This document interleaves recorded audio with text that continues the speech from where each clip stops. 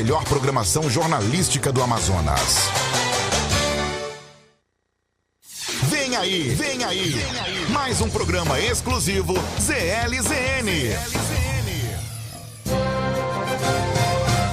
Jornal Poder e Opinião, primeira edição, com transmissão pela rádio ZLZN, Rádio Palmeira FM 102.1 em Manacapuru e Rádio Logos FM 87.9 em Manaus. Poder e Opinião, primeira edição, de segunda a sexta, de 7h30 às 9h, com Tiago Botelho, aqui na rádio ZLZN. Jornal Poder e Opinião, só aqui na rádio ZLZN.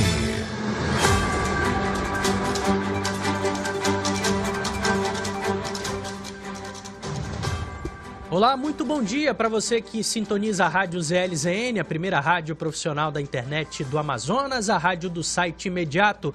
Agora em Manaus são 7h20 e está entrando no ar o Poder e Opinião desta sexta-feira, dia 28 de abril de 2023. Estamos em conexão com a Rádio Logos FM 87.9. Eu queria agradecer a você que nos acompanha pela internet e já está sintonizado também nas ondas do rádio. Vamos começar os nossos debates de hoje. Já estão comigo aqui nos estúdios da ZLZN, professor Ademir Ramos e Pedro Batista. Mas antes, vamos saber quais são os destaques da edição de hoje do Poder e Opinião.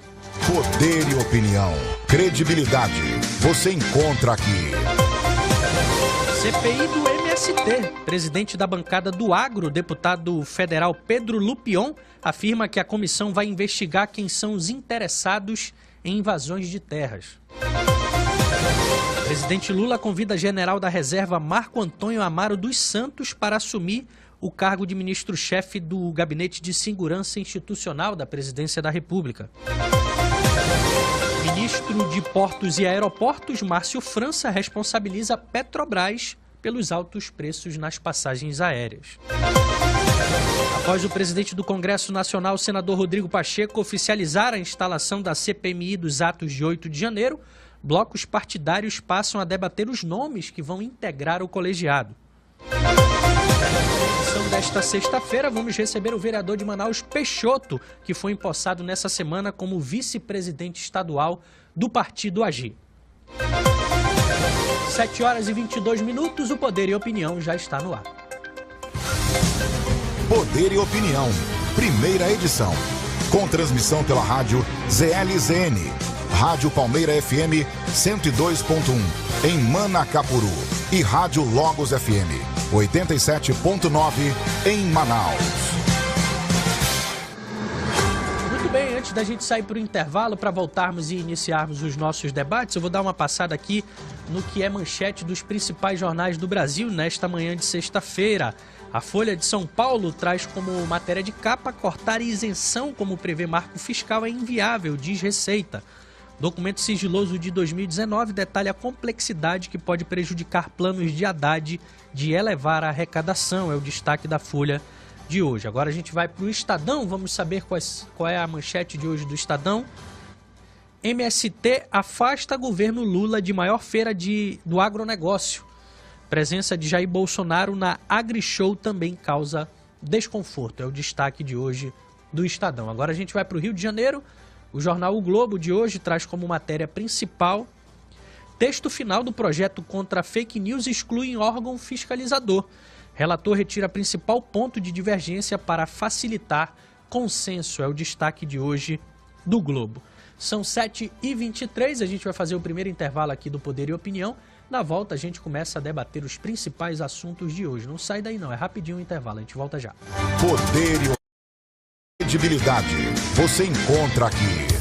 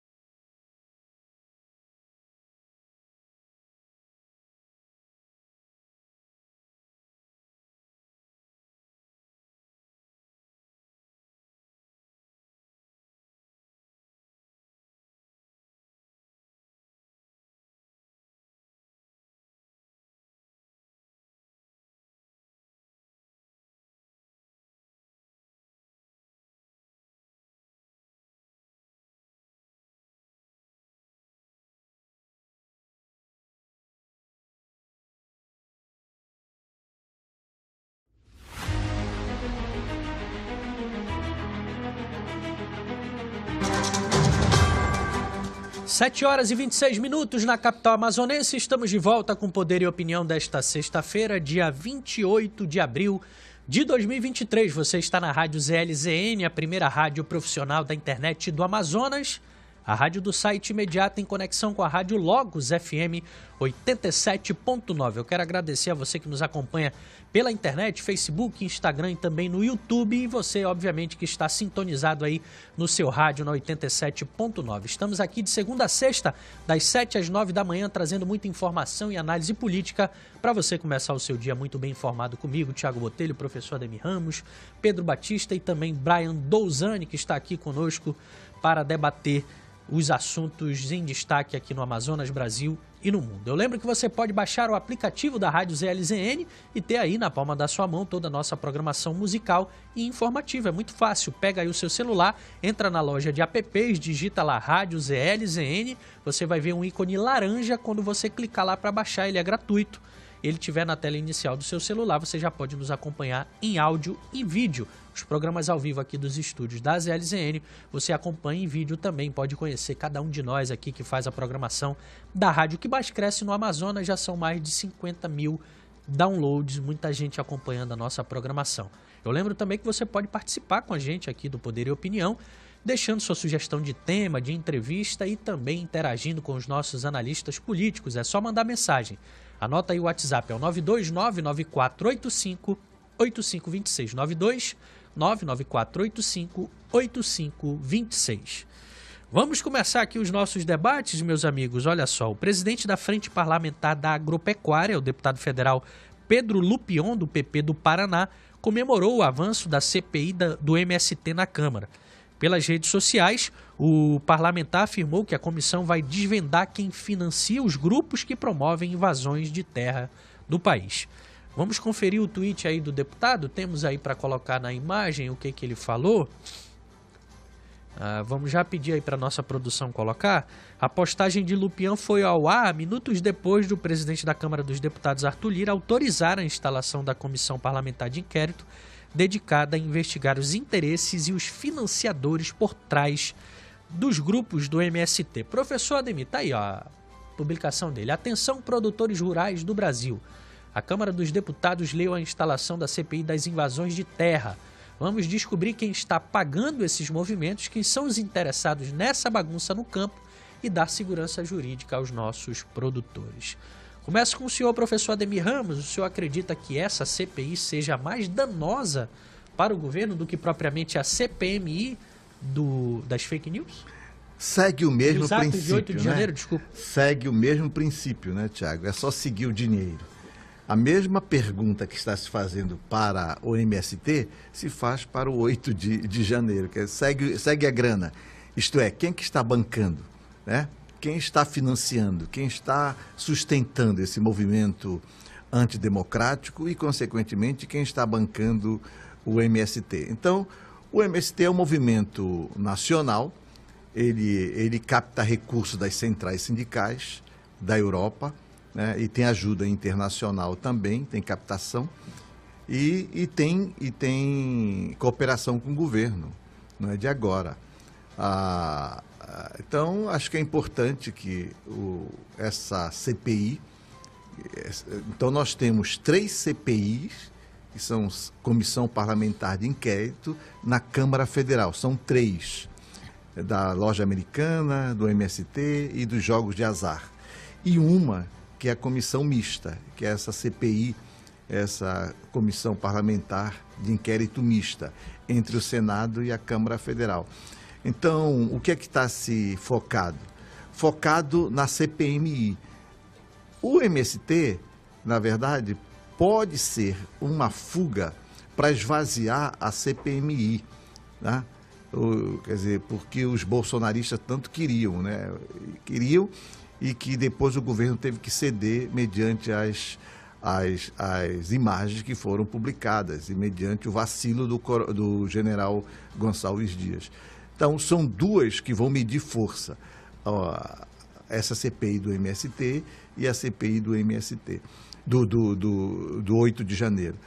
Então, mas para a esquerda, para o governo, ele tem que estar bem atento, não pode ficar só na mista, ele tem que descer para a Câmara, ele tem que ficar bem atento, porque senão pode sobrar para a questão do MST, porque os ruralistas estão muito bem organizados e a questão fundiária no Brasil é muito tensa, tá?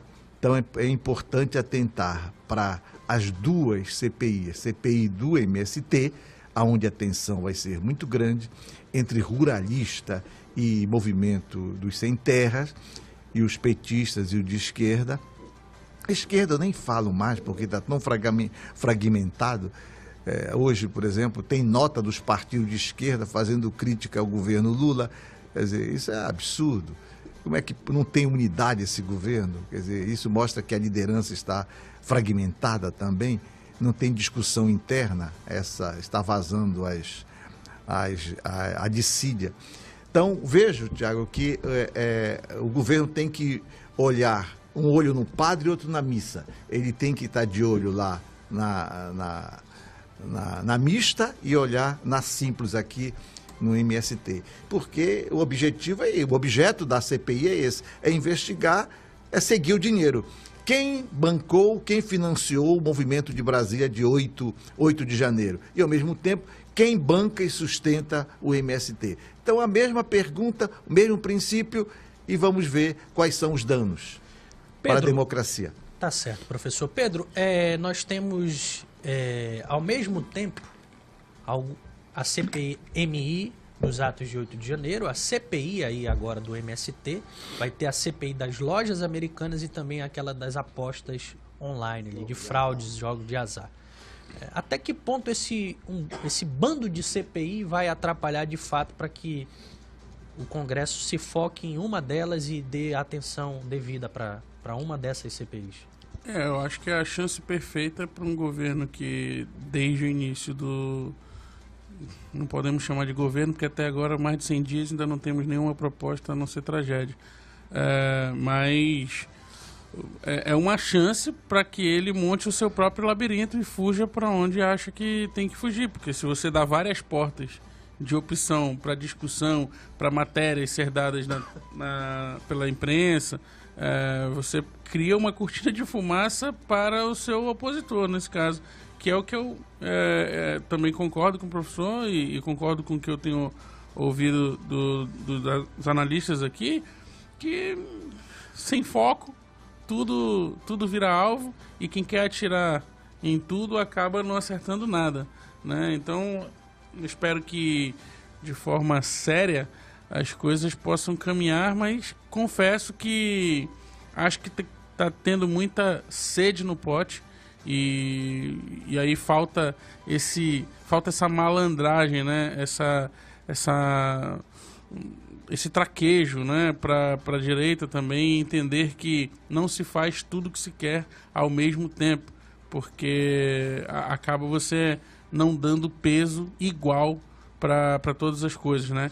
E aí embora eu acho que deva existir, talvez não nesse momento, mas deve existir uma CPMI do MST. Veja só você, eu elenquei algumas coisas desse movimento criminoso. O seguinte, primeiro... Movimento criminoso? Sim, eu vou provar porque ele é criminoso. Agora, por exemplo, você acha que é um movimento digno de ser passado de pai para filho, que destrói 15 anos de pesquisa científica ao invadir uma fazenda e destruir as mudas da ciência de biotecnologia?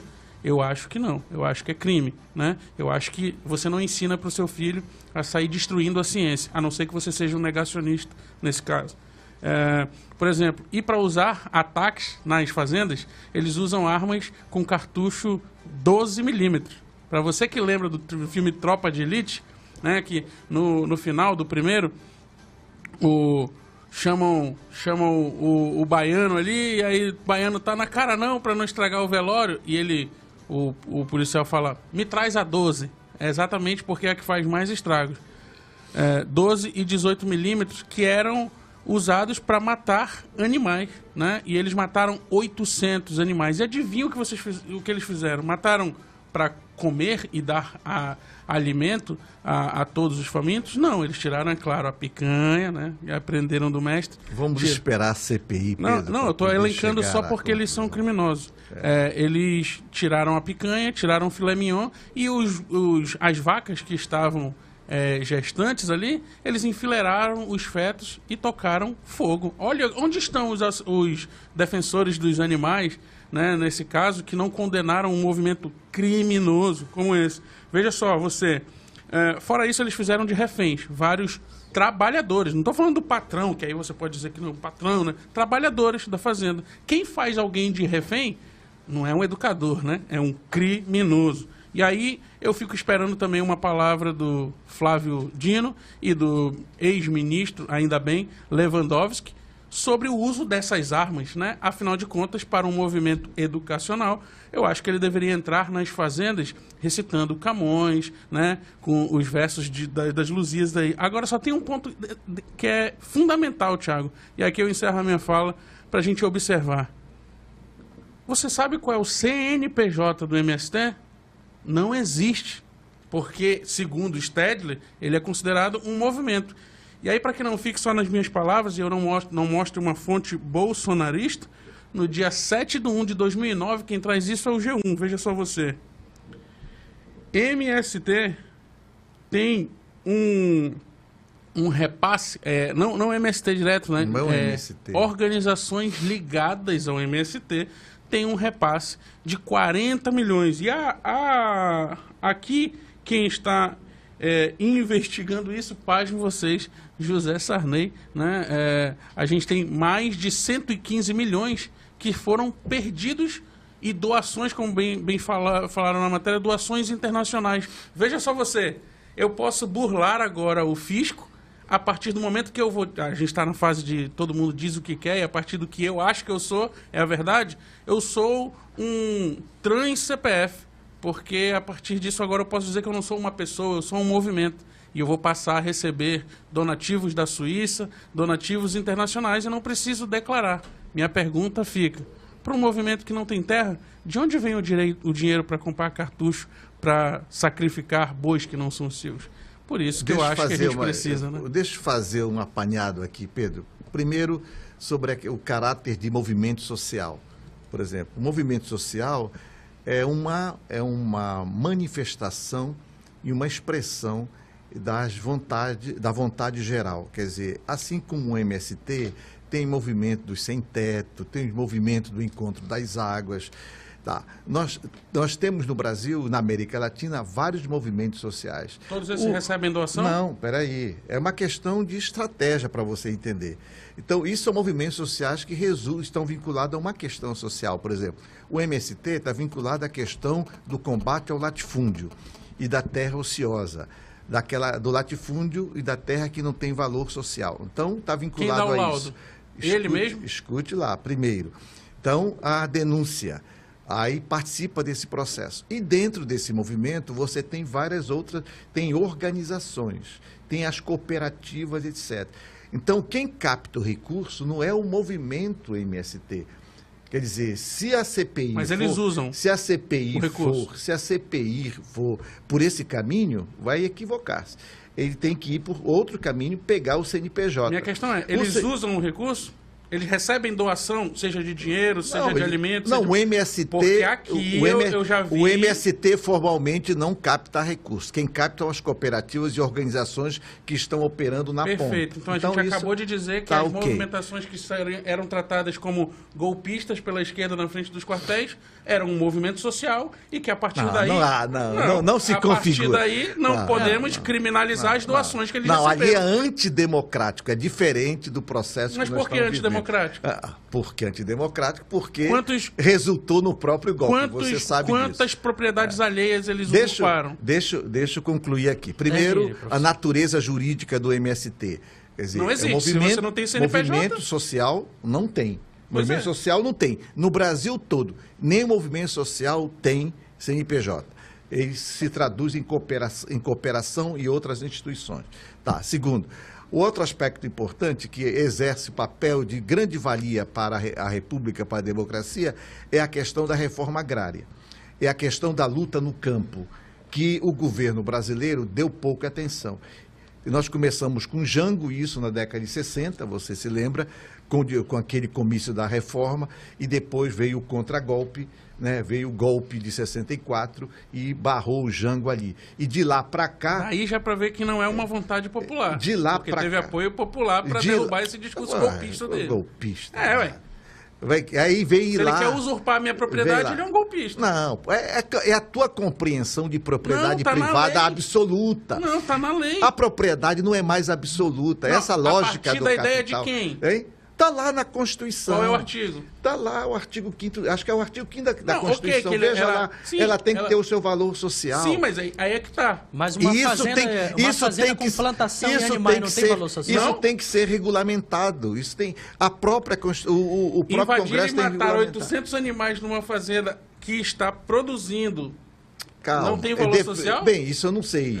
É preciso ver as circunstâncias do fato. Uma coisa eu posso dizer, eles podem invadir um local que não tem valor social, talvez seja um triplex no Guarujá, um sítio em Atibaia, já que é só do amigo, então, vamos não aos tem fatos. valor social, que o dono não usa. Dá para o amigo usar. Vamos lá, professor. Vamos aos fatos. Finaliza aí para a gente sair para o intervalo. Primeiro, essa CPI vai ser muito importante para mostrar realmente a faceta da questão do campo. Porque, com certeza, a esquerda vai mostrar isso. O latifúndio se expandiu no Brasil. Tá? E, sobretudo, essa onda se expandiu na Amazônia, tá? Através da grilagem, da queimada, etc. E nós estamos vendo até agora, e o atual governo não conseguiu conter. As invasões continuam na Amazônia. O governo não conseguiu conter. Tá? Então, isso vai ser importante. E a esquerda, por sua vez, o governo vai ter que dar uma atenção para o MST. Nesse contexto agora.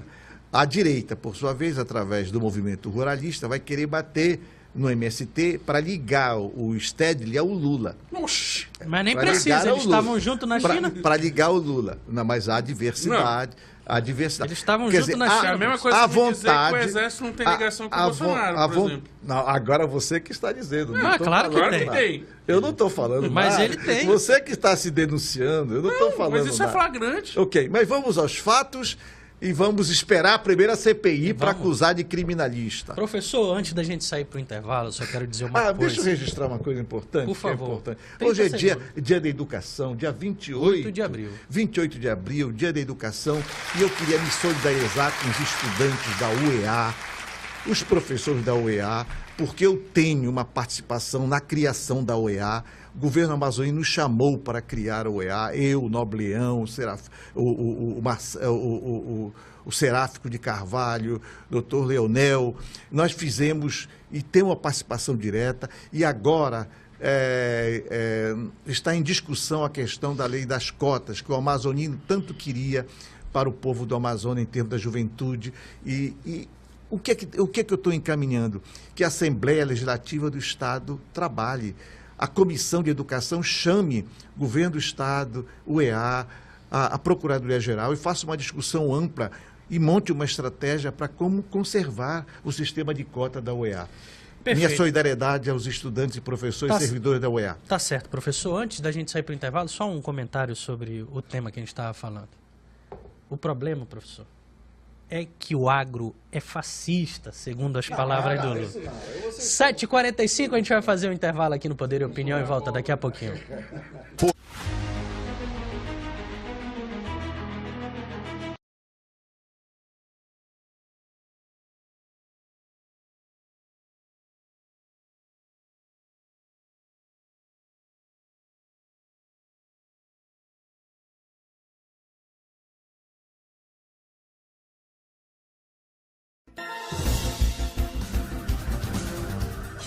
A CPI da Águas de Manaus realizou audiência pública na Câmara Municipal para debater demandas relacionadas ao serviço de esgoto e abastecimento de água na cidade.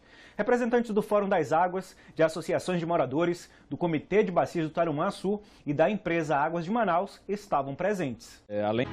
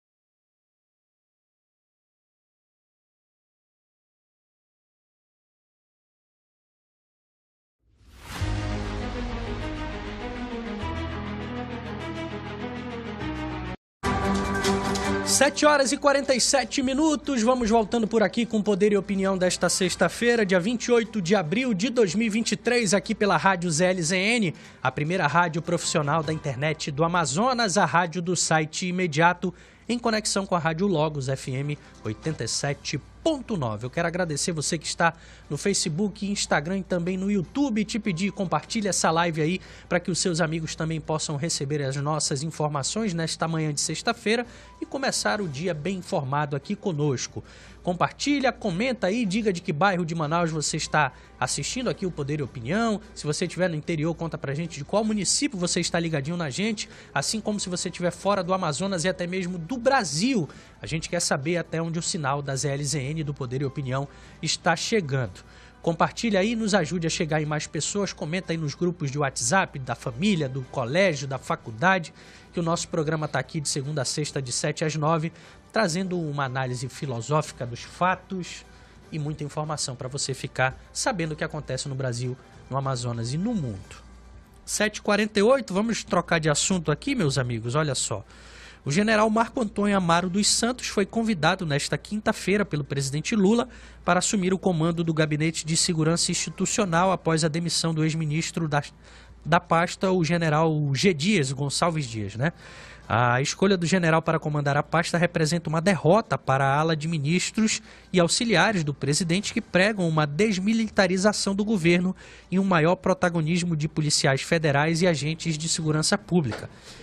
Integrantes das Forças Armadas classificam o general como sendo um homem calmo, ponderado e conciliador e acreditam que por conta do seu perfil, por ser a escolha, deve ser a escolha ideal para o atual momento de reestruturação do GSI. Professor, o G. Dias saiu queimado, podemos dizer assim. Agora vem um novo ministro aí, o general Marco Antônio Amaro dos Santos. O que esperar dele nesse momento? Não, vamos falar do gabinete, a importância do gabinete, né? A chamada Casa Militar. Havia uma tendência muito grande de desmilitarizar a casa. Isso é, de colocar um civil na casa. Eu gostaria que, ao contrário, começasse a perceber como o Lula está tratando a matéria. Quer dizer, o Lula não radicalizou, não foi aos extremos, não desmilitarizou o gabinete de segurança e o que manteve a decisão de militarização do gabinete. E está chamando o general Amaro para assumir, que já exerceu, já tem experiência e é de confiança da Dilma e do Lula também, do governo, acho que foi o segundo governo da Dilma, né? O segundo governo da Dilma, ele assumiu, já estava à frente do gabinete. Então, isso é a primeira coisa importante. Decidiu-se, então, que o gabinete continuaria com essa questão militar. Isso acena positivamente para as Forças Armadas. Isso faz com que o Lula tenha um trânsito maior junto ao governo e que não há as Forças Armadas e sem nenhuma ruptura e sem nenhum arranhão. O diálogo está aberto. Por outro lado, também, tem que se fazer uma limpeza, naturalmente. Uma limpeza, tem que fazer uma reavaliação desse processo, considerando também o princípio da confiança. Quer dizer, se o Amaro tem a confiança do Lula, então é necessário que os seus auxiliares, a sua tropa, tenham confiança dele também. Então, essa reciprocidade é importante em termos de um objeto comum, que é a questão da governabilidade. Vejo que o Lula acertou em não afrontar as Forças Armadas, porque uma decisão de um civil aí seria uma ação negacionista para as Forças Armadas, manteve o general já tem uma experiência muito grande, pisou na bola, que não deve se comportar dessa maneira, quando saiu para pedalar com a Dilma enquanto presidente, isso não se faz, tem que se manter a sua autonomia em termos e a sua isenção. Mas, de qualquer maneira, está registrado nos autos e ele deve se pronunciar. Penso que o encaminhamento foi correto, o diálogo se intensifica com as Forças Armadas e o que mais importante é o processo de governabilidade nesse país. Pedro. Quem tem contra-cheque tem medo, Thiago. E é exatamente o que aconteceu com essa decisão. O Lula, na verdade não é o Lula, tá? Acho que isso aí a gente precisa entender, que a gente tem um ministro que tem um ego tão gigante quanto a sua cintura. E aí eu posso falar disso com lugar de fala, né? Sou gordinho também. O ministro Flávio Dino que, ao que tudo indica, tem contagem regressiva para deixar o cargo. O que acontece? Ele queria colocar lá mais um dos seus apadrinhados, o Capelli, que para... Está lá interinamente. Mas para ficar, né? Que, por isso que a ideia narrativa de ser alguém civil, né? E tornar uma cabeça da Uni ali alguém do GSI para inteligência, né? Então, enfim, dá para a gente entender para onde está querendo levar o governo a partir do Flávio Dino. Ele foi chefe da Casa Militar, né? Outro dado também, desculpa, Pedro, é que o Lula já tinha esvaziado o gabinete, né? Por exemplo, está sendo repensado também a própria inteligência do Estado, a questão da ABIN, né? Também não temos resposta, mas a ABIN vai ser repensada. A ABIN fica alocada onde? A ABIN é tão importante porque é o braço de inteligência do governo, da presidência, do gabinete da Casa Civil, né? Do Ministério agora da Casa Civil, que informa diretamente todos os dias, chega na mesa do gabinete da Casa Civil, do Ministério, informações de todo o Brasil sobre a questão da inteligência, dos andamentos, do ordenamento jurídico e político do Brasil, para informar o presidente da República. E como é que vai ficar? Isso vai ficar com quem? Quer dizer, nós estamos com mais de 100 dias de governo e ainda estamos patinando quanto à questão da segurança do Palácio, estamos patinando quanto à inteligência do governo. Não sei como é que está essa articulação das inteligências, Pedro. A Marinha tem inteligência, a Aeronáutica tem inteligência, o Exército tem inteligência. Quer dizer, e então como é que fica essa articulação? Como é que está andando isso se a ABIN está em crise? Isso deixa o governo vulnerável. Então, imediatamente, o governo tem que tomar providência, e vejo que essa decisão que o Lula está tomando agora é exatamente para resgatar a ordem e, consequentemente, colocar esse governo no trilho. E aí, Thiago, para concluir a minha fala em relação ao Capelli, porque eu acho ele alguém de extrema incompetência, que, aliás, faz jus ao seu chefe mais direto. Ele foi o interventor, né? Ele foi aquele que ficou responsável ali para gerir a intervenção, diga-se de passagem, abjeta, porque tirou o mandato de alguém que foi eleito pela população na mão grande. E o que acontece? Na gestão de intervenção dele, descobrimos que ele não tinha todas as imagens, mas que as imagens existiam. Vejam só você a capacidade de inteligência de um interventor que permite que vaze-se uma imagem que muda totalmente o sentido da situação. Esse é o ponto, né? Por que o Capelli não ficou? E o outro, se eu tivesse educadamente que dar um recado pro futuro ministro aí, general Amaro. Cuidado. Cuidado, Amaro, porque historicamente todo mundo que se aproxima do nosso querido Alibaba de estimação termina preso, né? Posso citar aqui para vocês, só que eu não vou usar todo o tempo, porque senão eu vou terminar o jornal de hoje e na segunda-feira ainda estou citando nomes. Mas a gente tem Zé Disseu, estava muito próximo, né? Foi preso. E esse cantou até música, né? Foi preso mais de 3 vezes. Aí a gente tem Zé Genuíno e o próximo, com certeza, será Flávio Dino. Você está muito corrosivo, rapaz. São as verdades. A verdade foi sucumbida pela vontade popular. Aí o que vai acontecer? O próximo é o Flávio Dino, né? Que será naturalmente, a partir da CPI, se quiser apurar dados, está na nossa cara, né? A gente precisa entender, está na nossa cara. E aí eu já dou o recado para o general que tome muito cuidado, porque no fim das contas ele vai dizer que não sabia de nada, quem sabia de tudo era um amigo dele. São 7h57, eu só queria... Hoje pela manhã, enquanto eu vinha para cá, ouvia uma rádio de repercussão nacional, a entrevista do senador Humberto Costa, professor do PT. Lá de Vampiro? Paraíba ou Pernambuco? Acho que é Pernambuco. Né? Fez parte da comissão anterior. Ele disse o seguinte, que a CPMI dos atos de 8 de janeiro é importantíssima, segundo ele. E, segundo palavras do parlamentar petista, houve um erro do governo ao se colocar inicialmente contra a CPMI, porque isso levantou suspeitas, segundo palavras dele, da extrema-direita de que a esquerda tinha alguma participação nesse ato de 8 de janeiro. Só que acontece que o governo não foi só contra a instalação da CPMI, o governo trabalhou para que a instalação da CPMI não fosse uma realidade, inclusive oferecendo cargos e emendas parlamentares. Não, eu também era contra, lembra que eu levantei isso? Por quê? Qual era o grande argumento? Você recebeu algum cargo, professor? Não tenho cargo.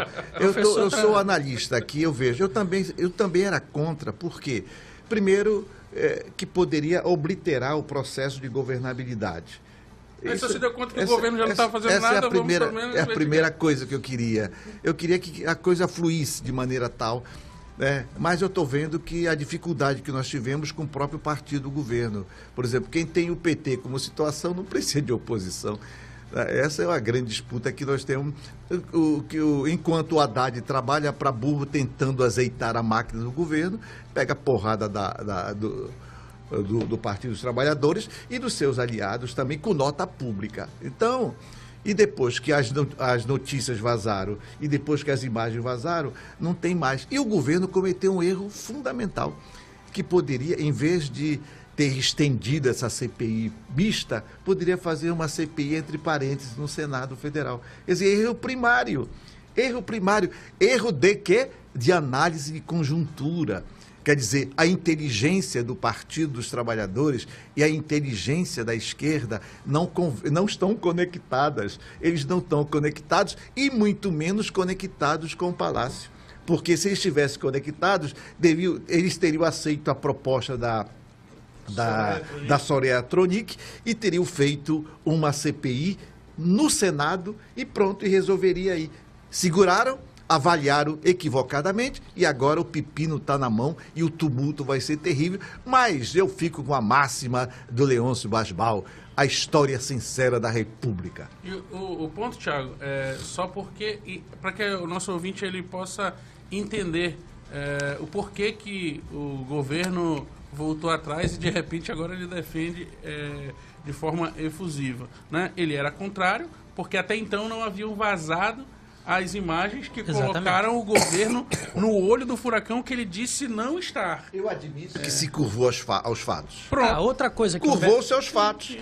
Os fatos estão aí, ninguém pode negar. Sim. Por isso o Lula disse, não, agora eu quero esse diabo, eu quero... Porque o próprio presidente pediu a imagem, disseram que não tinha imagem. Quer dizer, enganaram... Isso é que ele disse. Enganaram o próprio presidente, então tem que haver transparência nas ações. Outra fala interessante do Humberto Costa nessa entrevista que eu ouvi, ele dizendo exatamente isso. Olha, a CPMI vai ser um ato político, porque as investigações já estão sendo feitas pela Justiça. Ok, a Justiça está investigando, mas em nenhum momento chegou no general. A Polícia Federal teve a ousadia de dizer que ouviu e assistiu as imagens, mas não conseguiu identificar o general do GSI lá no momento da imagem. Como é que pode um negócio desse? Não, eu acho que uma coisa que tem que pensar bem claro aqui, acho que isso o governo Lula está muito preocupado. Resguardar as Forças Armadas. Eu acho que é importante isso. Nós temos que pensar, se o Gonçalves Dias cometeu algum erro, ele cometeu um erro no seu ofício. Isso não pode manchar as Forças Armadas. A mesma coisa com Heleno, o general Heleno, que era o braço direito do Bolsonaro. Tanto que vai haver um confronto, já tem uma proposta de convocar tanto o general Heleno quanto o Gonçalves Dias, porque ambos passaram pelo gabinete. Acho que a nossa preocupação como brasileiro e como analista, e o governo sobretudo, é evitar qualquer rescaldo para as Forças Armadas.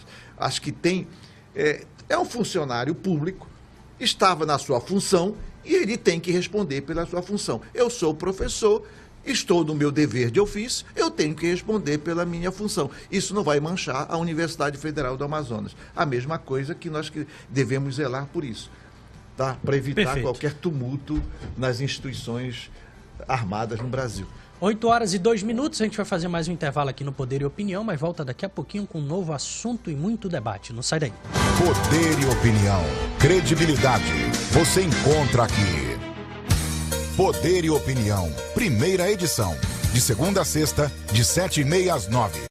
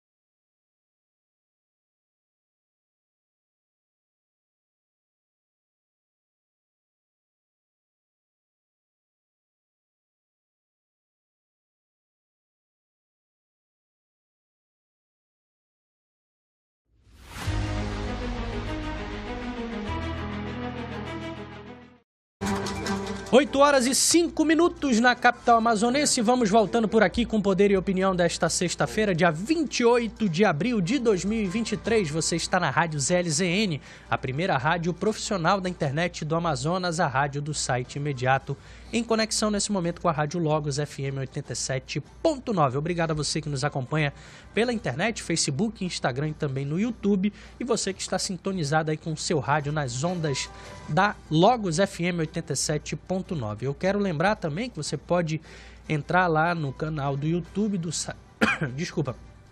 site O Poder e ativar o sininho lá para você receber as nossas notificações e ficar por dentro de tudo que é produzido aqui pelo site O Poder. Tem muito conteúdo legal, então vai lá, O Poder com, e ativa o sininho para você receber todas as nossas publicações no YouTube. Vamos mudar de assunto aqui, meus amigos. Olha, o ministro de Portos e Aeroportos, Márcio França, responsabilizou a Petrobras pelos altos preços das passagens aéreas. A declaração do ministro ocorreu durante a audiência pública na Comissão de Aviação e Transporte da Câmara dos Deputados. De acordo com França, a redução do preço do combustível de aviação pode ser crucial para a diminuição do preço das passagens aéreas. Como o governo deseja hoje, o querosene de aviação corresponde a cerca de 40% do preço da passagem. O ministro defendeu uma intervenção do Estado na formulação dos preços dos bilhetes aéreos. Lembrando que o Ministério de Portos e Aeroportos tem um projeto chamado Voa Brasil, que visa oferecer passagens aéreas a R$ 200 para servidores públicos, estudantes e aposentados com salário até R$ 6.800. Pedro? Vale lembrar também que eu acho que eu estou entendendo por que é R$ 200, Thiago. Nesse trajeto vai ter incentivo, professor, no Voa Brasil. Adivinha de voos para onde, Thiago? Para que capitais? Havana e Caracas. Vai ter isso mesmo? Exatamente, tá lá. Entendi. Mas veja só, entendendo por que não é zoeira de sexta-feira, não. Não, pode ir lá que você vai ver. Enfim, acho que... Pedro, Havana é uma cidade muito bonita. Não, sim, isso aí a gente não Caracas pode questionar. Também, você menospreza a América Latina. Não, mas assim... A não ser que você queira destratar o regime, é outra coisa. Não, ele se faz sozinho, não, mas Havana, Cuba é muito bonito. O que o homem não meteu a mão, o que deixou que Deus fizesse é perfeito, tá perfeito, é lindo, né? O problema é o que o Fidel e a sua trupe fizeram, né? Exploraram um povo para entrar na lista da Forbes. Mas o que acontece com tudo isso? Veja só você. É bonito e é interessante, Thiago, a ideia. Na teoria, eu quero picanha de R$1, né? Mas na prática a gente vê que a gente está ganhando abóbora, né? Porque o que acontece? Vamos lá, a proposta diz que passagens de R$200 para estudantes, aposentados e funcionários públicos. Até R$ 6.800 de salário. Pois é, agora veja só você. Eu não quero financiar com o meu dinheiro um funcionário público para viajar, por exemplo, né? Dependendo da situação, ele tem o seu soldo, e assim o faça como qualquer um outro trabalhador. Agora, eu quero que o governo intervenha no preço da passagem, eu quero que o governo intervenha no preço do combustível, para aí, adivinha de onde vai sair esse subsídio? Porque no final a gente já aprendeu que picanha de graça só existe em tempos de campanha, né? Porque na verdade ela é metafórica. Quando ele faz isso, ele está dizendo para mim, para você que está acompanhando aí a gente através do Instagram, através do YouTube, adivinha de onde vai sair o subsídio em forma de impostos que vão entrar por outra direção para meter a mão no seu bolso através do calabouço fiscal? Vão entrar para você, Zé Batalha, brasileiro aí, que vai pagar a viagem de muita gente que vai, sabe para onde, Thiago?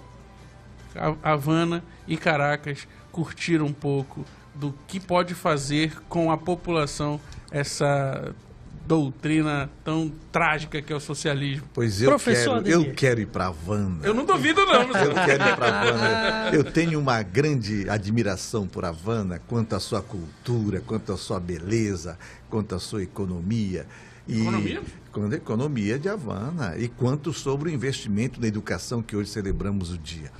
Essa é a primeira coisa. Segundo, Pedro, eu estou vendo que a estratégia do Lula é igual à estratégia do Bolsonaro, atacando a Petrobras, entendeu? Então, o que está acontecendo aqui, a gente até agora não chegamos num denominador comum em termos de governo. Ataca-se a Petrobras. A Petrobras é uma empresa hoje que tem um caráter multinacional hoje. O Brasil compactua disso. É uma empresa âncora na economia petrolífera do mundo. Ainda hoje, por exemplo, os seus gerentes e executores ganharam mais aumento ainda. O lucro da Petrobras é estupendo. Quer dizer, nós tivemos uma ampla discussão em processo eleitoral, mas até agora não conseguimos ainda um denominador comum. Porque, por exemplo, o Brasil vai mal em termos de economia, mas a Petrobras está muito bem.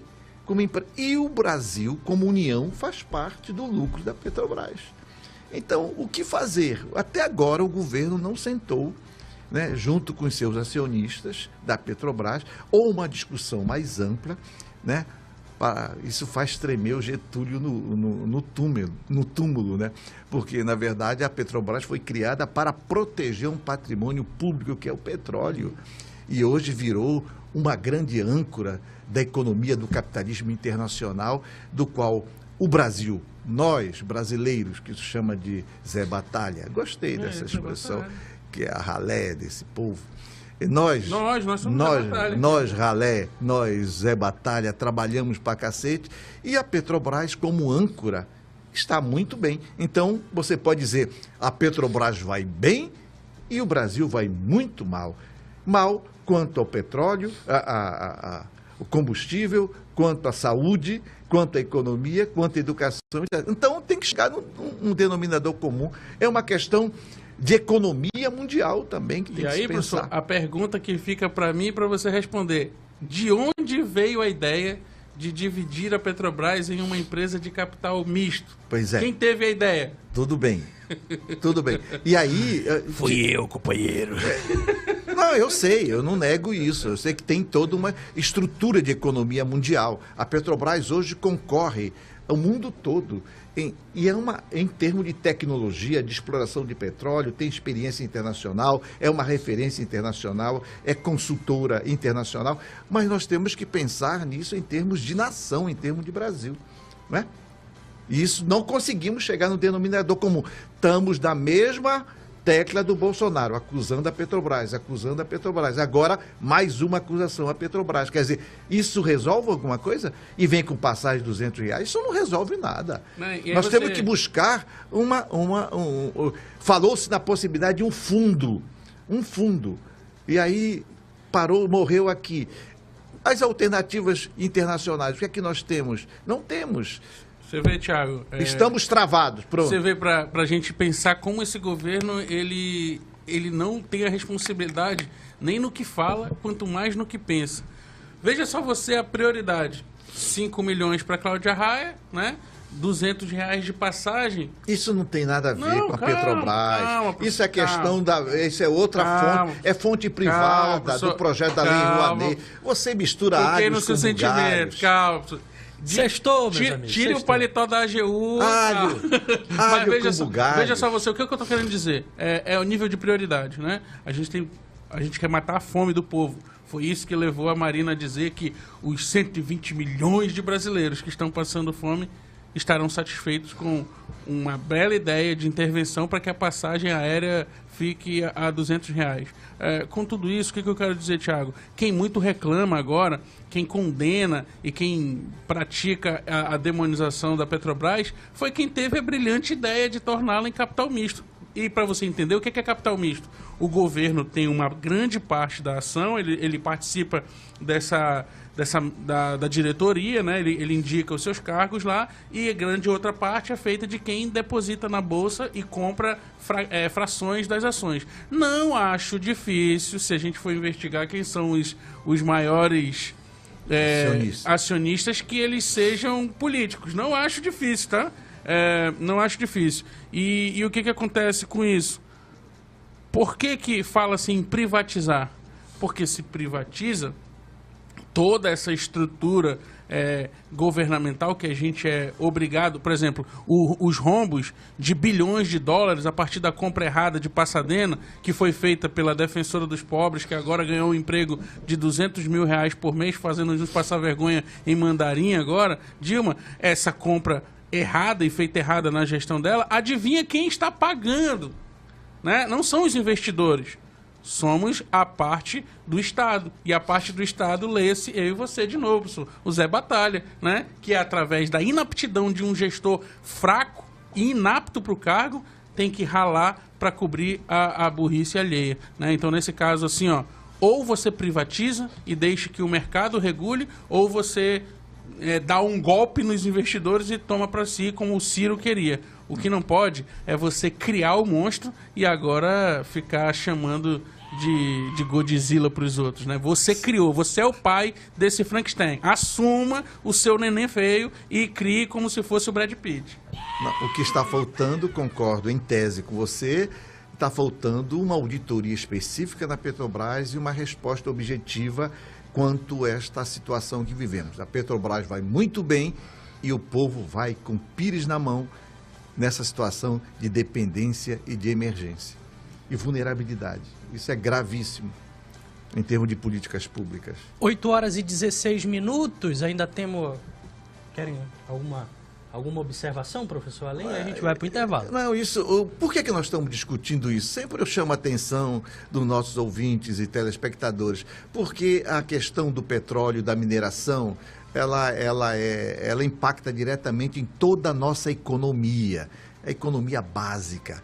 É no diesel, é na gasolina, isso vai impactar no transporte coletivo, no preço da carne, que o Pedro adora carne, isso, em toda a economia de mercado. Então, por isso, é necessário que essa empresa âncora, que é a Petrobras, seja repensada numa perspectiva mais social, porque está seguindo a lógica do capital, e a lógica do capital qual é? Exploração ao máximo e deixando o povo na dependência e na vulnerabilidade. 8h17, a gente vai fazer mais um intervalo aqui no Poder e Opinião e volta daqui a pouquinho. Não sai daí. Jornal Poder e Opinião.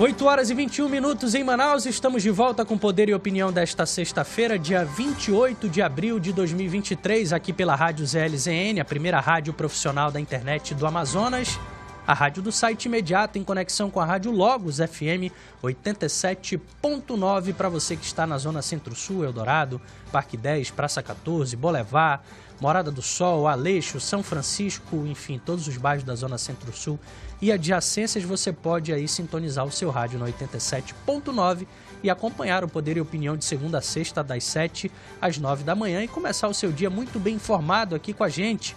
A gente analisa tudo que é destaque na política local, nacional e internacional. Eu lembro que você pode participar também com a gente do Poder e Opinião, mandando mensagem de WhatsApp. Anota o número aí, ó, 92994858526. 92994858526. Participa com a gente, deixe sua sugestão de tema, de entrevistado e também participe aqui interagindo com os nossos analistas políticos. Afinal, o programa é feito para você. Meu amigo Elton Carlos está ali prontinho para receber sua mensagem, então manda aí e vamos interagir.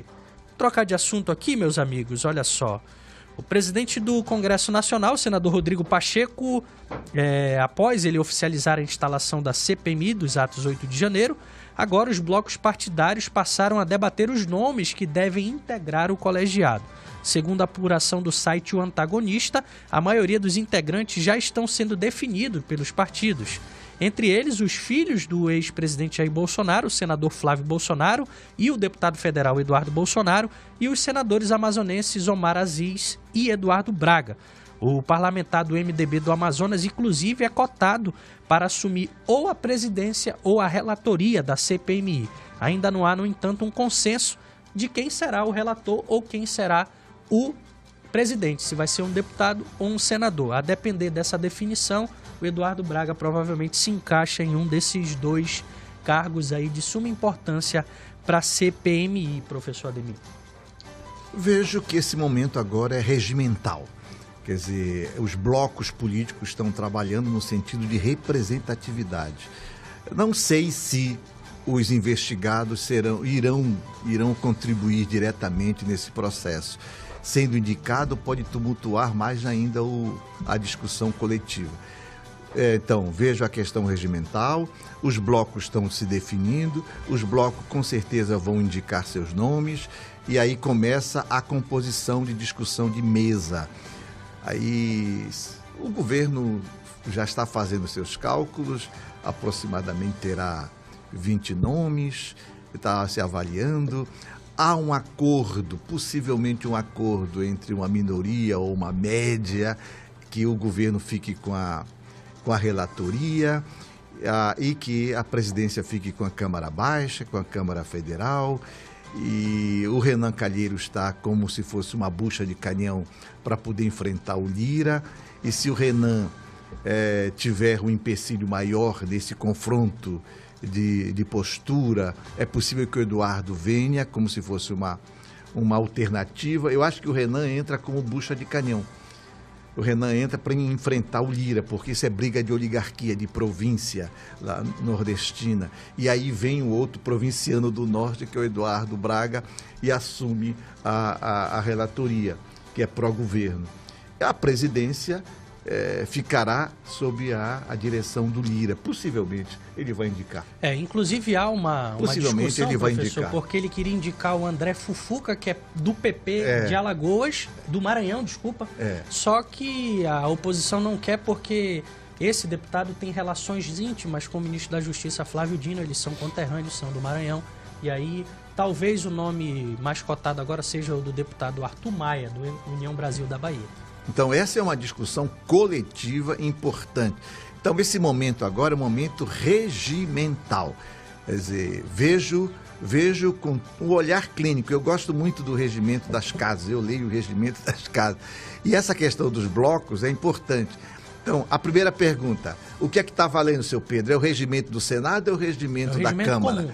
Não é nem do Senado e nem da Câmara. Tem um regimento comum que já foi compactuado. Já está lá pactuada essa relação. E aí começa a composição. Depois começa a correlação de força entre o governo e a oposição, no sentido de indicar a mesa diretiva. A presidência é importante, porque ela é que vai pautar. Mas quem está na ponta é o relator que vai encaminhar e selecionar, e a discussão coletiva. O objeto está claro, o objeto é para apurar a questão do 8 de janeiro, esse antigolpe, né? O golpe e o antigolpe, né? E isso tem que vazar de toda e qualquer maneira, tanto no governo quanto na situação. A situação bolsonarista que se fez presente nas praças dos três poderes. O Bolsonaro, inclusive, já está sendo aventado que vai ser convocado também. Como os generais, atores do processo, também vão ter que responder pelos seus atos. E assim, vamos ver se a transparência impere e a responsabilidade também em termos de uma economia política brasileira. Vai ser melhor do que sessão da tarde, professor, as sessões da CPMI, eu acho isso eu também. tenho certeza. Deixa eu passar aqui os nomes que já são aventados como possíveis integrantes da CPMI.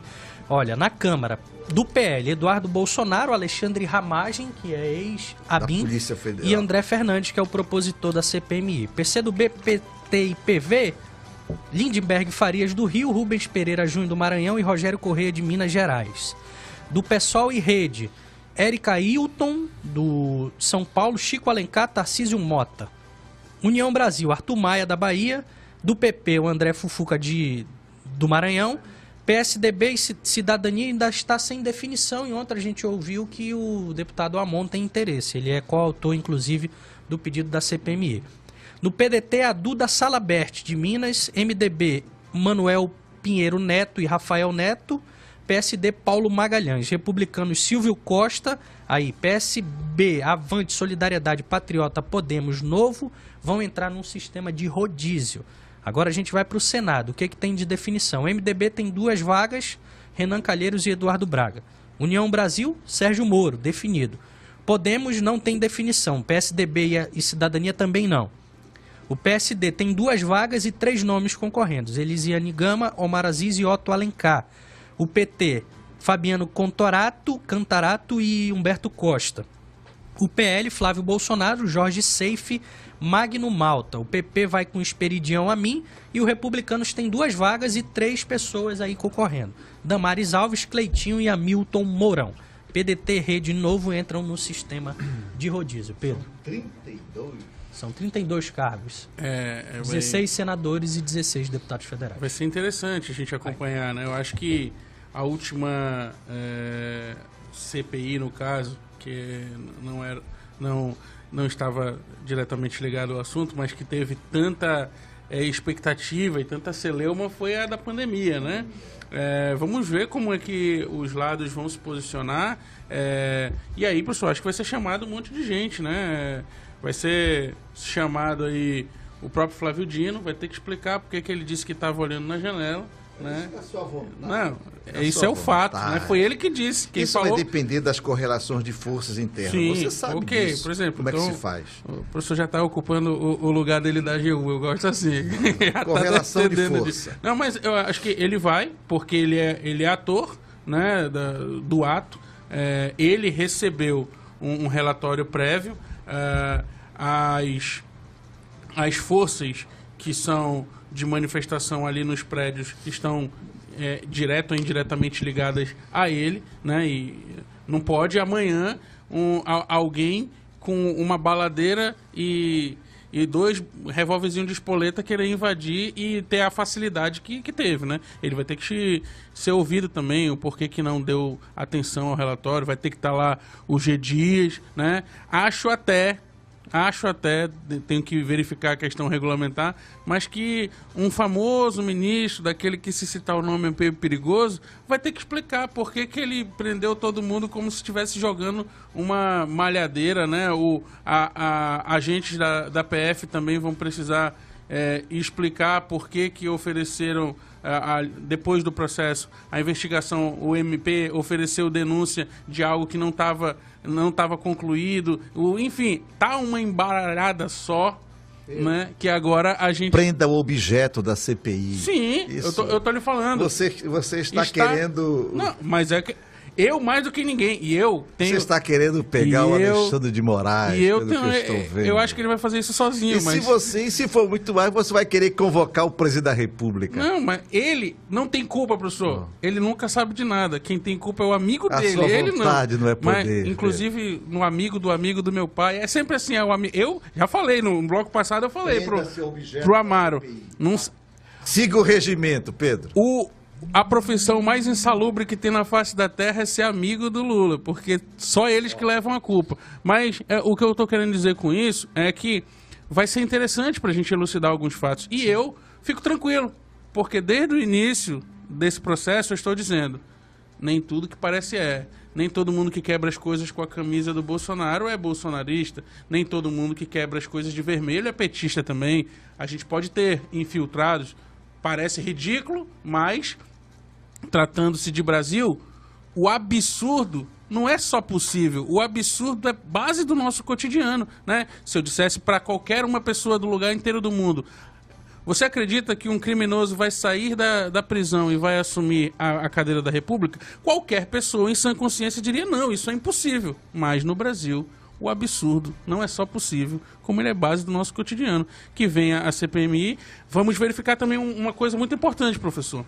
Se a direita, que está acostumado a lacrar e a fazer os cortes na internet, vai ser estratégica para se posicionar numa CPI, fazer as perguntas certas, que é o mais importante, não adianta querer ter uma chance dessa na frente e começar a fazer perguntinhas para gerar cortes de TikTok, porque não é disso que a gente precisa, né? Então, assim, eles precisam entender que eles não estão lá como influências. Eles estão lá para inquirir os autores. Ali, né? Perfeito. Pedro, agora o que me chama a atenção é que o nome do senador Eduardo Braga tem sido aventado aí para uma possível presidência ou relatoria da CPMI. E segundo os parlamentares, o nome dele foi bem aceito porque eles acreditam que o Eduardo Braga é um senador pragmático e que não vai pender para nenhum dos dois lados. Só que se a gente pegar o histórico político do Eduardo Braga, a gente vai ver relações íntimas com o Partido dos Trabalhadores. O Eduardo Braga foi ministro de Minas e Energia do governo Dilma Rousseff. O Eduardo Braga foi o candidato do Lula ao governo do estado do Amazonas no ano passado. Teve a Anny Moura como vice. O Eduardo Braga tem ligações com o PT. Então, a presença dele é a presença da base do governo dentro da CPMI. Então, que os parlamentares, aí, deputados de oposição e senadores também percebam que essa conversa fiada aí de que o Eduardo Braga é isento não passa de conversa mesmo. Ele não é. Mas o Eduardo é da base do governo. Pois Eduardo mas Braga é base do governo, o Omar Aziz é base do governo. E o governo vai ter maioria. É a máquina. Normal. Nós tivemos agora, o governo aprovou o recurso para bancar o Bolsa Família, o governo aprovou o plano de enfermagem, o governo... Piso salarial. O piso salarial da enfermagem. Foi só a máquina funcionando. Isso porque o Lula não estava no país. Agora que o Lula está... Né? Fugiu. O Lula estava em Portugal. Lula estava em Portugal. Passando vergonha em português. Estava lá celebrando a Revolução dos Cravos contra os comprando fascistas. Uma gravata para lembrar dos pobres, contra né? os fascistas. Mas, Thiago, Professor, a Revolução dos Cravos foi uma revolução de esquerda? Claro, pô. Chega, muda a entonação, né? Mudou o sentimento. Mas Thiago, um fato importante sobre a figura do senador Eduardo Braga, que a gente precisa lembrar. Nos bastidores da política da campanha, desse ano ainda. Não, do ano passado, desculpa. Do ano passado. Ele murou, né? Muretou. Não, e a gente viu que houve uma cisão interna no próprio PT, né? A ala do José Ricardo, umas alas que não queriam o nome E vai lembrar, a gente tem, por exemplo, na CMM, a gente tem a figura do representante do PT, que tempos antes ele se colocava como o maior inimigo do Eduardo. Então, assim, ele é da base... peronomútil, né? Tipo assim, ele é da base, mas pode ser que exista uma Gleisi Hoffmann que trate-o como trata o Haddad, né? Esperemos um pouquinho também para verificar o peso que Eduardo Braga vai ter. Que ele tenha peso, né? Tá. O meu amigo Brian Douzani está aqui no estúdio, está me lembrando que o Eduardo Braga votou favorável ao impeachment da Dilma. Sim. O Omar também, né? O Omar também. São 8h36, já está aqui nos estúdios da ZLZN o vereador Peixoto. No próximo bloco a gente vai conversar com ele. Movimentações aí partidárias, vamos falar sobre o futuro e da atuação dele também na Câmara Municipal. 8h36, a gente vai para o intervalo e volta daqui a pouquinho. Não sai daí não.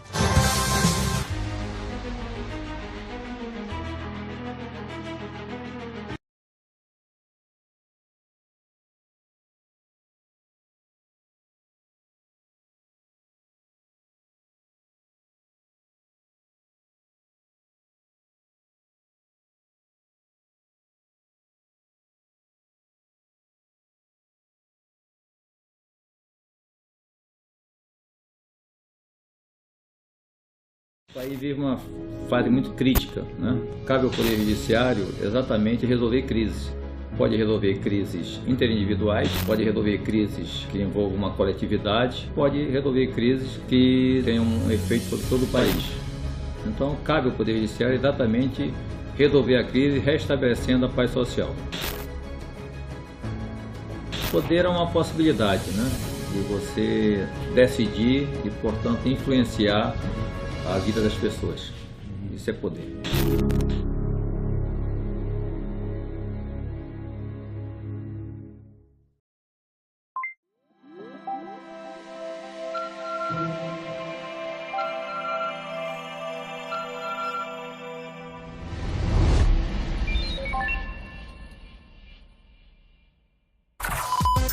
ZLZN, a cara do povo. Essa é a Rádio Web ZLZN, ela tem a cara do povo. Baixe agora o aplicativo da rádio, tanto no sistema Android como no sistema iOS. Música, alegria, diversão e muitos prêmios é aqui na ZLZN. Ela tem a cara do povo.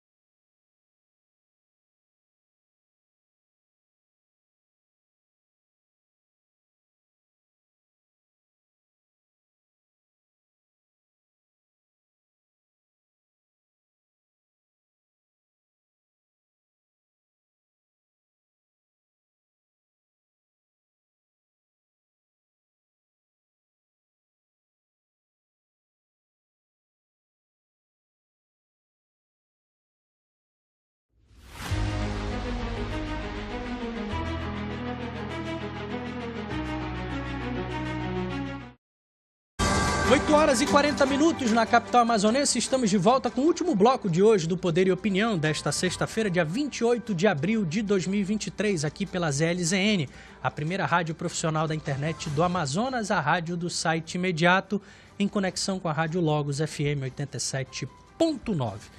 Já está aqui nos estúdios da ZLZN o vereador Peixoto, que nessa semana foi empossado como vice-presidente estadual do partido Agir. Muito obrigado pela sua presença aqui, vereador. Vamos conversar um pouquinho sobre essa questão partidária, sobre sua atuação também na Câmara Municipal. Vamos só relembrar os fatos aqui. O senhor foi eleito em 2020 pelo PTC, e aí depois foi para o PROS, não é isso? E agora retorna para o AGIR, que era o antigo PTC. Exatamente. Como é que foi essa caminhada aí de idas e vindas? Bom, primeiramente, bom dia, Tiago. Agradecer o convite. Bom dia, professor Demir. Bom dia ao Brian. Bom dia a todos que nos ouvem pela Rádio ZLZN. Uma imensa satisfação, uma grande honra estar aqui mais uma vez. Então, o histórico bem recente é que eu fui eleito pelo PTC e o PTC, tanto o PTC quanto o PROS, eles tinham dirigentes partidários em comum, gestão partidária em comum. As pessoas que tinham o comando partidário, eles assim controlavam, entre aspas, né? Tanto as decisões do PTC quanto as decisões do PROS. Isso à época. Então, eu fui eleito pelo PTC, que em 2022 não teria condições de lançar candidatura, chapa para deputado estadual, não ia formar chapa. Então, essas direções, né, em comum acordo, decidiram. Então, já que a gente tem o PTC, um vereador eleito, e a gente tem que participar desse processo político partidário, né, nenhum partido se furta a participar desses processos. Então, vamos fazer com que o Peixoto saia do PTC e vá para o PROS, isso foi acordado. Eu fui para o PROS, que lançou a sua chapa, e eu fui candidato. Como o PROS, agora recente, ele foi incorporado pelo Solidariedade, ele já não existe mais como partido, né? Então abriu-se a oportunidade de eu ficar sem partido, né? Então foi quando eu fiquei ali desde o mês passado sem partido, quando realmente foi homologado e publicado a decisão da incorporação do PROS pelo Solidariedade. E como eu estava sem partido, recebi um convite do atual presidente, o César Marques, para eu voltar para os quadros do AGIR. Isso foi conversado durante esse mês todo, acertado de que maneira isso iria acontecer, e quando foi agora segunda-feira, deu-se esse ato de filiação, voltando para o PROS e também assumindo uma outra responsabilidade agora de dirigente partidário. Eu sou o atual vice-presidente do diretório estadual. Então, eu não sou apenas um membro, sou membro e agora dirigente partidário também. Perfeito. Brian. Vereador Peixoto, bom dia novamente. Bom dia. O senhor acabou de falar que o senhor volta agora também não só mais como um filiado, mas como um membro da diretoria, né, do diretório. Como é essa perspectiva? Vocês têm um projeto, já evidentemente que já está se falando de 2024, né? Então o senhor entra como um protagonista dentro da máquina partidária. É diferente a experiência, né, de ser apenas um candidato ou um filiado, não é isso? É uma experiência totalmente diferente e para mim completamente nova, porque até então nessa minha o senhor nunca havia nessa minha vida político-partidária, eu era apenas membro, né, e participei, era filiado e participei como candidato.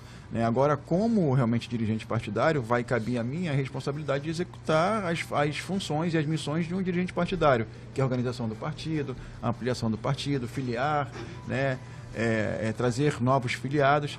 Então, e um diretório estadual tem que ampliar essa base para todo o estado. Então, impressionante como isso repercutiu na nossa sociedade, pelo menos na minha rede social, assim, eu nunca recebi tanta pedido, gostei da sua filiação, como é que eu faço para me filiar? Eu já fiz vários prints disso, já troquei assim, mensagens com várias pessoas, não foi nenhuma nem duas, foram realmente várias pessoas querendo vir para o AGIR. Eu achei que isso foi muito positivo, passei isso para a presidência. Então a gente muito em breve mesmo, acho que nos próximos dias a gente deve fazer um bonito ato de filiação ao AGIR, né, aqui no diretório aqui de Manaus, né, e ampliar isso para alguns interiores, né. Acredito que de novo, os partidos eles têm que participarem desses processos políticos. Ano que vem é um processo onde vão se definir os prefeitos e os vereadores, né, de todos os municípios. Então espera-se que pelo menos em mais municípios, além daqui de Manaus, a gente possa ter candidatos a vereadores e, quem sabe, algum candidato a prefeito também. Então, isso é uma conversa, isso é uma construção, isso não é simplesmente aqui falar e as coisas acontecerem, mas a gente tem que agir também, né? Então, é interessante que é agora... Bom que o nome do partido, ele é sugestivo, né? É tempo de agir. O AGIR tem alguma representação parlamentar significativa para justificar a sua candidatura no processo de um pleito sucessório para 2024? Regionalmente, não. Não, nacional. Então, por incrível que pareça, a gente não conhece o AGI aqui localmente. Mas nacional ele é maior, por exemplo, que o Avante. Ele é maior do que o Avante. Né? Então, assim, eu não conheço a história do AGI. Quantos deputados tem? Sinceramente, eu não sei responder. Isso eu não tenho a mínima ideia. Eu sou estou um novo dirigente. Eu estou lhe perguntando isso porque ideia. isso vai repercutir diretamente na sua campanha. Em termos de... E o senhor não está aí como um burocrata. O senhor está aí como um possível candidato. Sim. E isso vai repercutir em ter o seu tempo de televisão, em questão de recurso para a sua campanha. O partido não vai ter nem etc. recurso partidário, nem tempo de TV. Então, isso não é... Eu acho que a questão toda é fortalecer um bloco, principalmente para apoio É um projeto ambicioso, então, né? Isso. Diferente do PROS do ano passado, que eu tive tempo de TV, inclusive, na minha campanha para deputado estadual. Mas o senhor tem consciência que isso vai repercutir na questão do voto? Sim, com toda certeza. Na questão do voto. Isso afeta diretamente o senhor como ator. Sim. Em disputa. Segundo, o senhor é vice-presidente do estadual. Perfeito. Quem é que está com o municipal? Ainda não teve definição isso. O senhor está navegando em águas. É por isso que eu fui para lá, para construir. O senhor está navegando em águas. Bastante tumultuadas. É porque essa coisa ela é muito... Mas a ideia é exatamente essa, vereador, ainda, construir esse diretório para que Então, o AGI, ele sempre foi um partido low profile, assim, um perfil muito baixo, né, aqui na nossa cidade, né, sem chamar muita atenção, sem muita expressão. Mas mesmo assim, historicamente, ele fez alguns vereadores. Sim. Eu vou dar agora aqui numa história muito recente, o Alonso Oliveira já foi eleito pelo PTC, o Valfran Torres já foi eleito pelo PTC, o Coronel Gilvandro foi eleito pelo PTC, né? São os 3 nomes que mais... Eu fui eleito pelo PTC. Então assim, tá fazendo aí nas últimas eleições, 2, 3 eleições de vereadores. Assim, tem os partidos grandes e os partidos pequenos. E como a gente tem a proporcionalidade dentro da nossa democracia, então não é aquela questão de ter partidos grandes, que é importante, como, sei lá, do exemplo, um PSDB da vida, um PT da vida, que são partidos muito grandes, tempo de TV e recursos. Só que a briga lá também é muito maior. E isso faz com que esteja lá, tenha uma realidade, né, de política e de voto muito grande. Mas existe também parcelas da sociedade que não tem aquela expressão de voto, de peso, de igreja, aquele negócio todo e os segmentos, que vai optar por partidos, né, que não são tão grandes, mas que têm a oportunidade de fazer uma eleição possível. Então, se você montar uma nominata, né, que seja possível alcançar os quocientes eleitorais, não vai importar se ele vai ter tempo de TV ou não, porque isso vai ajudar numa campanha política. Mas, assim, o que vai interessar é ele, na rua, a sua base partidária. O senhor falou, vereador, sobre essa questão de dar uma sustentação ao projeto do Executivo. O AGI hoje está no guarda-chuva ali, podemos dizer, do prefeito Davi Almeida. O senhor tem uma boa relação com ele, né? É isso que eu queria... O PTC, o antigo PTC, ele foi um dos partidos de primeira ordem na candidatura do Davi Almeida para alcançar a prefeitura. Então, eram 4 partidos, basicamente. O Avante, o PTC, o PMB e um outro partido que me foge agora aqui o nome. Que era do vice. Depois veio o DEM, quando se definiu o vice, que era o Marcos Rota, e aí o DEM formou o 5º partido, né? Mas o PTC foi esse primeiro partido, assim, de ordem do prefeito. Acreditou no sonho, né? E manteve isso, né? O atual presidente faz parte da gestão da prefeitura e não tem como, assim, não continuar isso. É uma questão de base partidária mesmo. E assim, eu achei interessante que o prefeito falou assim, a gente vai falar sobre eleição agora, sobre questão partidária agora, mas não vamos antecipar esse processo político, que isso contamina muito as decisões de gestão.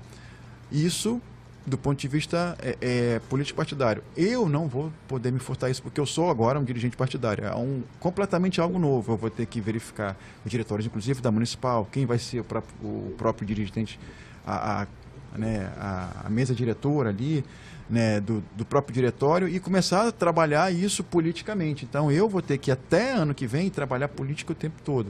Então, eu vou ter que trazer filiados. Filiados, isso, exatamente. Então, assim, a gente está nessa base, né, eu sou base do prefeito, né, isso não é novidade para ninguém, já era do PROS. O PROS nós tínhamos 3 vereadores, eu, o Elan e o Wallace Oliveira. Eu era Todos o se líder. dispersaram, né? Ainda só o Wallace que permanece no Solidariedade. A gente ainda precisa verificar se ele vai permanecer no Solidariedade, né? E eu era o líder do PROS, então a gente era da base do prefeito, né? Inclusive a gente lançou ano passado o candidato à presidência da casa, que foi o vereador Elan Alencar, que ontem se filiou ao DC, né? E então, assim, depois que houve essa possibilidade de nós ficarmos sem partidos, eu fiquei sem partido, o Elan foi para o DC e eu fui para o PROAGIR. Então nós somos da base do prefeito, vamos continuar e já vai haver essa construção, né, partidária para fortalecer o partido, para que a gente não possa ficar dependendo desse fundo eleitoral que não se tem, do tempo de TV que não se tem também. Ok, e deixa eu só ver. Então começa uma dança das cadeiras em toda a Câmara. A dança das cadeiras. Vai ter isso no momento apropriado em março. Do ano que vem, que são as janelas. Não, mas janela é uma coisa, mas a dança já começa agora. Só houve as nesse caso. Já estão feitas. Aí tudo bem. As articulações estão sendo feitas. Isso, é o governador do estado, o seu prefeito de Manaus, as articulações estão sendo feitas. E o senhor fez uma opção por um partido que não tem tempo de televisão. O senhor fez uma opção e um partido que não tem fundo partidário. O senhor é um devoto da santa... Essa santa piedosa do amazonense?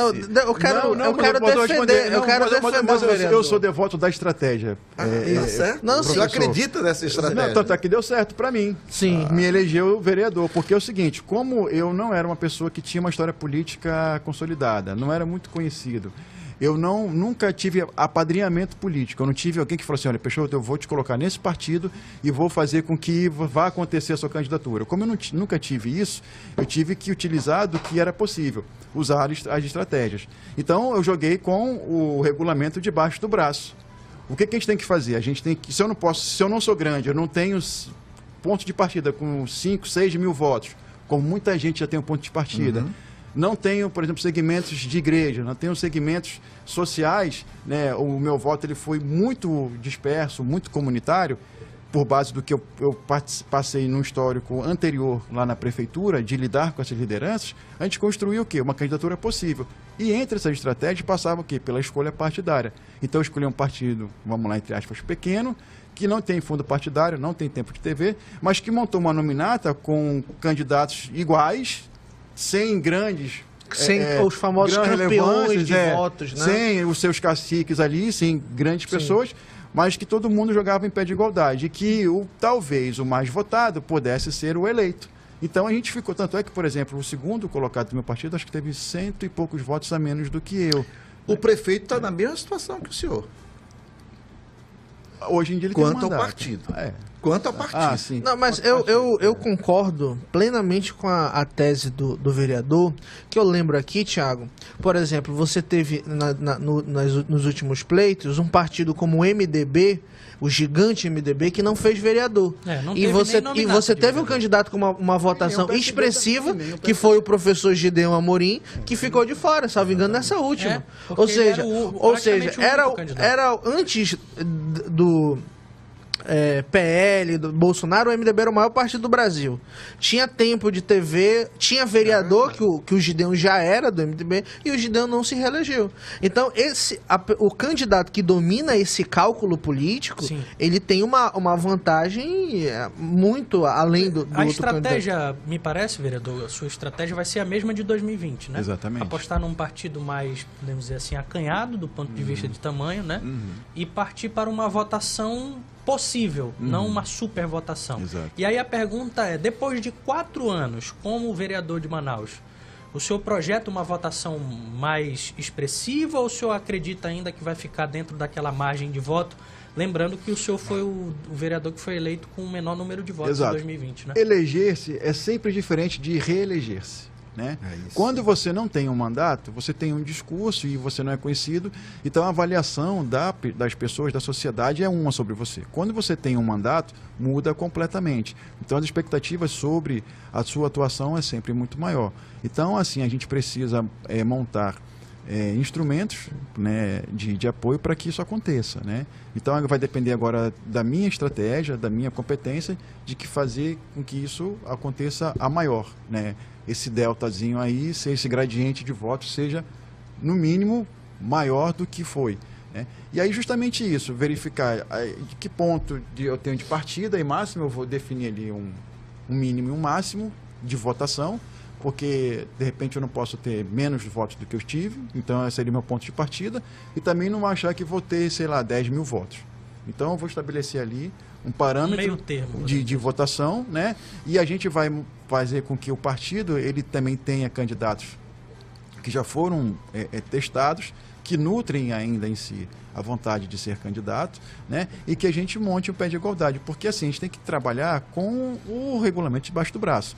Qual o novo regramento? Que não vai ter agora um monte de candidato. A quantidade de partidos vai ser menor e a quantidade de candidatos também vai ser menor.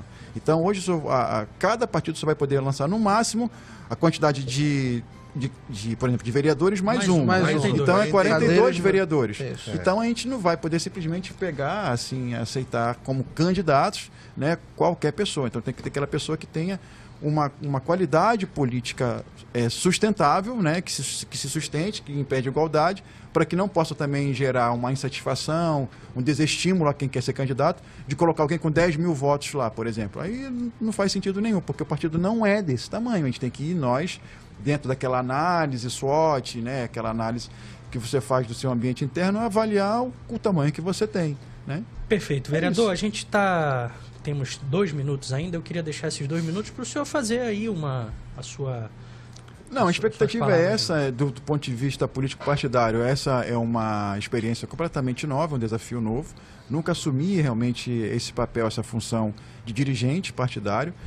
Mas, assim, toda vez que eu vou para algum lugar, eu não consigo simplesmente não fazer nada, né? Assim foi no meu mandato e assim foi por onde eu passei. Mesmo sem ter tanta experiência. Mas, assim, o que eu trago comigo é, se eu tenho algo que fazer, eu vou fazer algo. Então, eu tenho que fazer bem feito. Então, eu vou buscar fazer essa missão de dirigente partidário, uma missão, assim, realmente do que tem que ser feito. Fazer as filiações, tudo. Esperar que o AGI ele possa crescer em número de filiados, melhorar a qualidade também desses filiados, para que a gente possa, ano que vem, não só aqui na capital, mas no interior, ter um maior número de candidatos a vereador. E continuar com o meu mandato. Eu acho que o meu mandato ele tem realmente relevância. Eu sou o vereador com mais leis aprovadas nessa atual legislatura. Nenhum dos 41 vereadores... Quantas leis, vereador? Eu já tenho mais de 7. Acho que são 8 ou 9 leis já foram aprovadas, né? Eu tenho leis de alta relevância e alto impacto na cidade. A lei do 5G é uma delas. Né? A lei do 5G é uma delas, né? Eu tenho as minhas pautas ideológicas que eu defendo, então eu vou continuar apresentando esses projetos e fazer o que eu mais gosto de fazer, que é ir para a rua e saber que o meu mandato tem impacto e relevância na vida das pessoas. Várias comunidades que antes tinham uma realidade, antes do meu mandato, através de uma ação pessoal minha, elas têm outra realidade. Eu posso dar um exemplo muito rápido, a comunidade do Geladinho, que fica ali no Novo Aleixo, que antes do meu mandato, eu como candidato estive lá, era uma área de ocupação, uma invasão, que não tinha zero infraestrutura, não tinha asfalto nas ruas, as pessoas ocuparam o leito do rio, eram umas picadas de rua, não tinha água encanada, não tinha energia elétrica e não tinha asfalto. Eu me comprometi com eles, depois que me elegi, procurei realmente quem poderia resolver aquela situação. Fomos Águas de Manaus. Hoje, 400 famílias têm água encanada na sua casa. Aquelas pessoas não tinham nem comprovante de residência, não podiam abrir crédito na Bemol para dizer, para pegar um crédito, porque elas não tinham comprovante de residência. Então, elas já têm hoje água encanada nas suas casas. Fui até a Amazonas Energia, já instalaram o esporte de energia elétrica. Elas têm energia elétrica e luz de LED dentro da comunidade e hoje tem asfalto. Lá tem um senhor, o seu João, que é um senhor idoso, ele é cadeirante, paciente renal crônico, cardiopata, e ele tem uma deficiência visual severa, ele é quase cego. Que quando ele tinha que sair para fazer a hemodiálise, a família tinha que levar ele de colo, no colo, sair da comunidade até a Natan Xavier, porque o carro não entrava, o Uber não entrava. E alguém da família tirar a cadeira de roda para deixar dentro do carro. Hoje o Uber entra na comunidade e para na porta da casa dele. Então saber que, através do nosso mandato, impactou de maneira positiva a vida das pessoas, para mim já tá valendo, certeza. entendeu? Então eu quero continuar fazendo isso. Perfeito. São 9h em ponto. Eu queria agradecer aqui a participação do vereador Peixoto, que conversou com a gente sobre o mandato, sobre estratégias aí partidárias e eleição em 2024. Agradecer aqui o professor Ademir Ramos e também meu amigo Brian Douzani, e a você que nos acompanhou nessas 2 horas de Poder e Opinião. A gente volta na terça-feira, que é dia 1º de maio, o dia do trabalhador, e no Brasil a gente não trabalha, é segunda-feira, a gente volta na terça com Poder e Opinião. Forte abraço, bom final de semana, bom feriado. Fiquem com Deus. Opinião. Credibilidade. Você encontra aqui. Poder e Opinião. Primeira edição. De segunda a sexta, de 7h30 às 9h. Com Tiago Botelho, aqui na Rádio ZL-ZN.